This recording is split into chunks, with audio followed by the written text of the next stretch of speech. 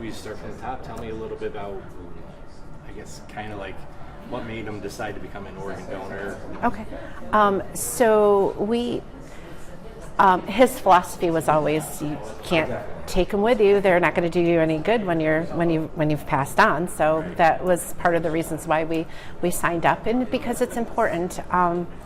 We know what it was like to have chronic health issues, and I was his caregiver for 12 years because he had some health issues. So we just knew that we wanted to help somebody else if anything were to ever happen to either one of us. Give that relief to somebody, another family or caregiver. So organ donation was always important to us. Yep. So you both did it together? Yep. We both did it through our driver's license. Registering when we renewed our driver's licenses. Yeah. So his organs that were donated, do you know where they went? Yep. So his left kidney went to a woman in New Jersey who I just received a letter from a month ago to let me know that she was doing well. She has a second chance at life. Her family gets to enjoy her a little longer, and she was able to come off of a dialysis. So yeah, that was really good to hear. I was saying, how does that make you feel inside? Pure joy and peace, because I knew I could contact her, I could write her a letter, but I was scared. I didn't want to find out that something happened or that the organ transplant didn't work or she rejected. I just wanted to, sometimes ignorance is bliss, I wanted to believe that all was great, and as long as I didn't contact her and I didn't know, that in my mind everything went well and she was enjoying her second chance at life. So when I actually got the letter and actually got the confirmation that she's doing well, just truly gave me peace and joy. And now I'm working on my letter to write to her. So yeah. How old was she? Where is she? All I know is she's 59 years old. She had one child, one sibling, and she worked for a homeless shelter. That's the demographics that I received from on her. Would they? I guess it's really up to the people. Could you ever meet with her? Would you ever want to? I would want. I do. Yeah. I do have that in my mind. Absolutely, I would love to meet her and know about her, and see how. And it's not about the appreciation, because I already know how much she appreciates. But it's just so I can tell her about Ken and who he was, and just share our stories. Yeah. I'm sure she would want to know that. Yeah. Just as much as you want to know her. Yep. Because now she has a piece of him. So to me, that's, I think that you would want to know the rest of him also. Yeah. That's great. So if someone was contemplating, should I become a donor? Should I not? Yep. What would you tell them? Absolutely. Living donor, when you're deceased, whatever, it's so very important. Again, because I was a caregiver for somebody who had a chronic illness, understanding the struggles that he had, and even some of the struggles that I, had of being his caregiver and working full time and all that stuff.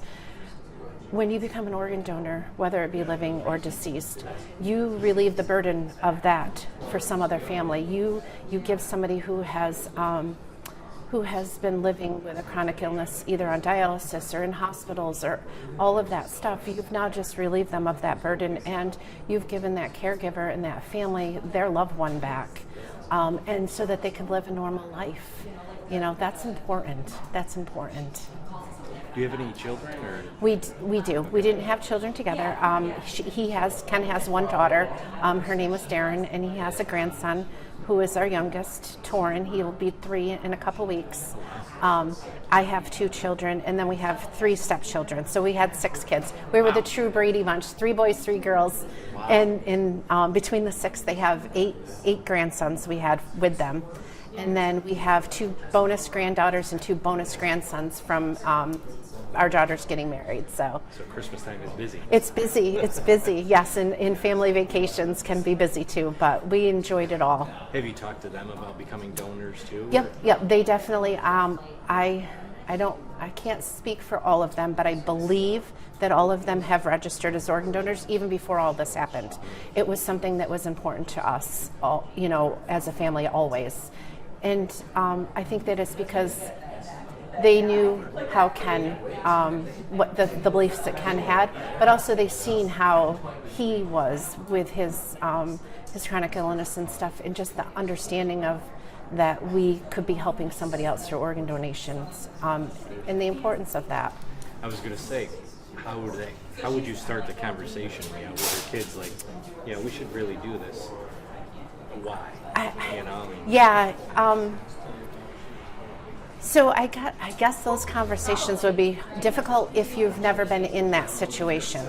Some of us have medical background, some of us are in the healthcare fields, so we typically would have conversations about, taking care of people and what we've seen and all of that.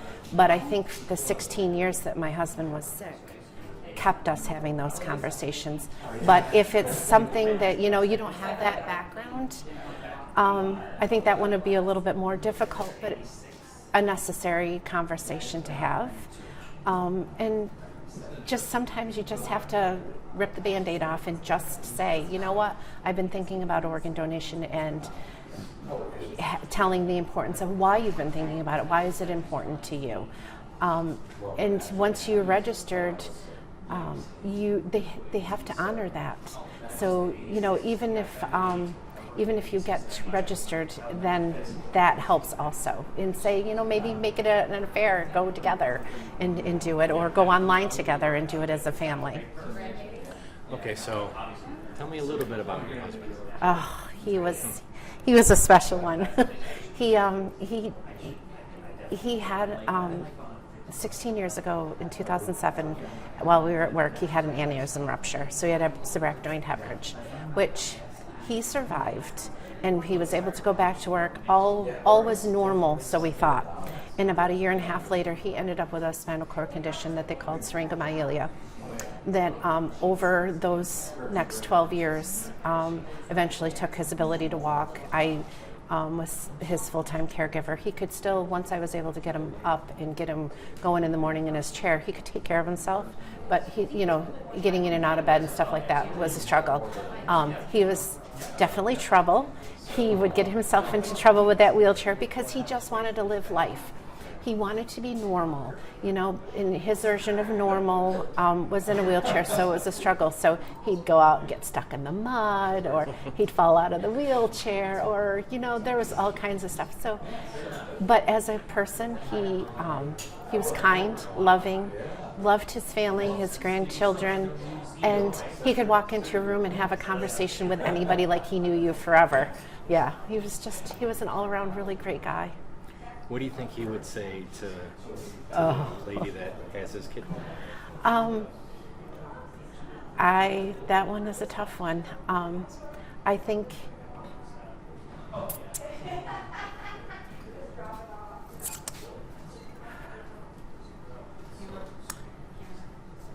for him, I think that he would be happy because he would know that she wasn't struggling anymore. Because he had always wished for some kind of cure or some kind of miracle or some kind of treatment that would make him better. And he gave something like that to her, and gave her the miracle that she needed to make her life better and to give her that second chance that he would never have gotten. Awesome. Yeah. Sorry. No, that's... That one was a tough one. So, this is just more for information. No, that's okay. So it's an illness? Or so syringomyelia is like a cyst in your spinal cord, so it starts to damage his spinal cord. And so over time, they tried to do a couple surgeries to get the cerebral fluid back the way it's supposed to be and out of the center of the spinal cord. They could never, the surgeries never worked. They could never figure out exactly why it was happening, other than it had something to do with the aneurysm that he had. When the body was reabsorbing the blood, it caused some kind of a blockage. So they could never fix it, and they could never also understand why his progressed over the years the way it did. Because not everybody's does. Some people, they get it, they're fine, and there's no real symptoms. But for him, it just slowly progressed until he couldn't walk anymore. Yeah. Beyond freaky. It's just weird. He is. And then we were great. We were great for all those years. And why all of a sudden did he have the, because he actually passed because he had a hemorrhagic stroke. He had another stroke. We don't know if it was another aneurysm or what exactly, because I didn't do any treatment, obviously, because I knew that that's not what he would want. I already knew where we were going with that. So, but for 16 years, he never had any other issues with his brain. But how old was he? He was 62. He was 3 days away from his 63rd birthday. Really? Mm-hmm. Yep. Yeah. So, it sucks. I miss him. And what was his name? Ken Vanwie. Ken. Yep. I'm just going to get a shot at That's Ken okay. there. Yep. 62? 62. Looks good there. This was 4 weeks before he passed away. Really? 4 weeks. We were on our family vacation in the Outer Banks. He looks good. He does look good. You wouldn't know that he was going to die a few weeks later. Sucks. Because he was doing really well. So it was a stroke and that was it? So, Well, we got him here. We got him here to upstate. Okay. But I made the decision not to do any treatment because if I couldn't take him home and take care of him, or if something happened, and then I'd have to be the one looking him in the face, every day, and he'd be like, "Why'd you do this to me?" I wasn't going to do that. Nope. Yeah. Hard decision, but Absolutely. I have my regrets every day. I what ifs, but I know I did what he wanted. Yeah. I know I did. I know that. yeah, it sounds like if he couldn't be out there, like you said, Yep. causing trouble with Causing his trouble. or getting into trouble, Yep. then he wouldn't want to be here. Nope. I absolutely know that every single day. So you made the right decision. Yeah. Yeah. It still sucks. Yeah. Still tough. But I did.